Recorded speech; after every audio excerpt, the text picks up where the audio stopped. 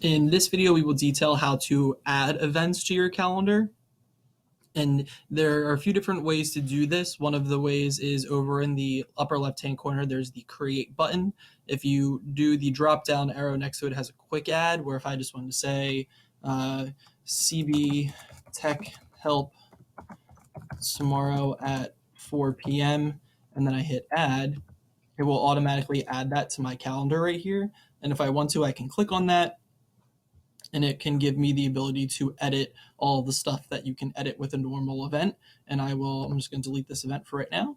And then I'm going to end up going back and creating that again. And I can also click on any of these spaces in my calendar. So if I wanted to click on a block of time for 2 to 3, I can do 3 to 4, I can do 2:30 to 3:30, and I can create an event or a reminder or appointment slots, which we'll get to appointment slots later. Reminders are in the first video on the general overview. And here I can then title the event.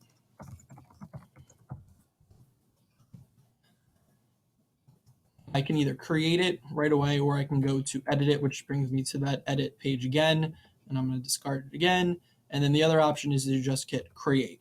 So this is your main create page where it gives you all the different options of what you can do. So in the top, it says untitled event. So I'm going to put in the event.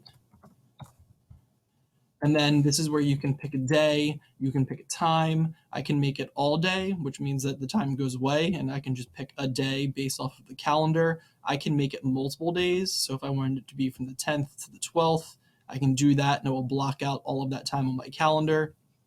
If you have a meeting that happens every single week at the same time, you can hit repeat and you can choose all of these different options that it repeats weekly, it repeats every day, it repeats every Monday, Wednesday, Friday, it repeats yearly, and then you can have that the weeks that it repeats, and you can put on here the days that it repeats on, when it starts, when it ends, if it ends ever, and then when to actually have or what do you want for the summary, that the thing happens weekly on Tuesdays or weekly on Wednesdays.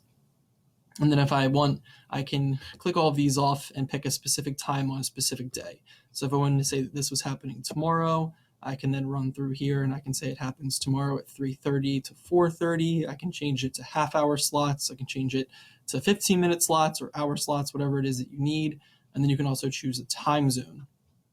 And then it gets into event details. You can type where, and assuming that it's a place that is a building, I can type in Charles Bame, and Charles Bame Middle School comes up, and I can add that so I know exactly where I'm going. And then you can add guests over on the right, which we'll get to a little bit later on because it gets a little bit in depth over there. Video call, it means that it will send a link for a Google Hangout. So if you're doing a meeting and it's going to have people basically in their own offices or own buildings or own classrooms, and you want them to be involved in the meeting together without being in the same room, you can add a Google Hangout. And then at the time of the meeting, you can start the Google Hangout and everyone will have the link that you invited and they can click on it and it will open up into a Google Hangout video call. So it'll be a virtual meeting where everyone can kind of see each other. You can then choose the calendar that you're going to assign it to. So I'm going to put this on my main calendar titled Brad McCormick, and this is where I can type a description, go to room 105.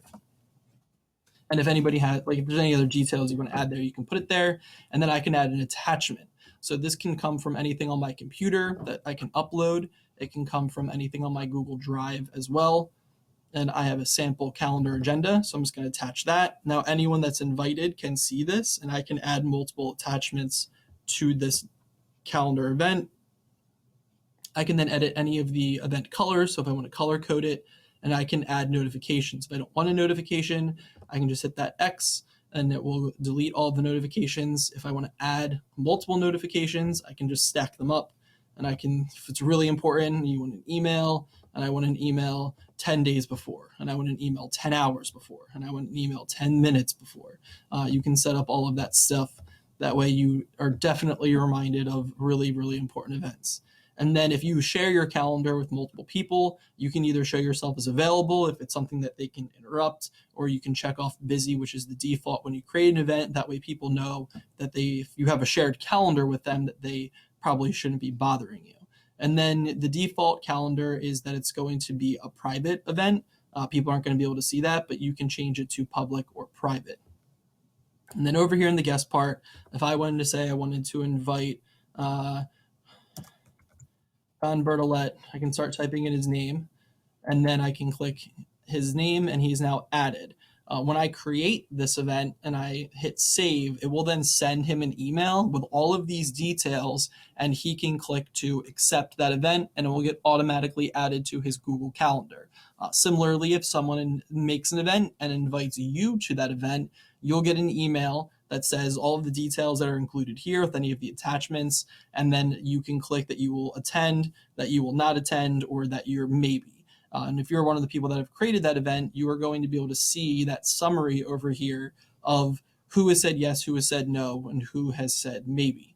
And then you can allow your guests to edit the event. So if you want them to edit the description, if you want them to add attachments, you can click that off. You can allow them to invite others. So I can then let John invite other people to this event, or I can let them see the guest list of people that are yes, no, or maybe. And then there are some other more advanced things that you can do with this. I'm going to discard this, and then it would show up on my calendar. And then you can do some other things with this. One of the things is appointment slots, where if you have a calendar shared with a bunch of people, if you make a public calendar and I want people to sign up for meetings with me, I want them to be able to choose times to come in and meet with me, and I want them to know when I'm available. I can say the appointment is for meetings, and I can say when this is going to happen, and I'd click on a spot. So it's a January 2nd to 3rd or 2 to 3, and I can go through and I can edit that a little bit later on. I can offer single appointment slots. I can offer slots of 30 minutes, and then I can hit create. So when other people view this, if you give them this link, it will then take them to a page where they can sign up. So right here, it has meetings 2 to 3. And if I wanted to edit any of that stuff, I can do that right here. I can invite guests to this meeting or to this event slots page. That way they can then see this link, this window that has my calendar, but then it also has all of these meeting slots. So if I wanted to take this 2:30 slot, I can click that meeting, and it says meetings with whoever, and then it has the time slot, and I can say where that meeting is going to take place and any notes I want that person to have, and then I can hit save. And now in that meeting spot, that meeting is now taken, so someone else can't click on that in order to have that. So this is just a few different ways that you can set up an event. You can set up meetings. You can set up a appointment meeting spot, so that way people can sign up to meet with you when you have time. And then it also allows you to invite people to those calendar events.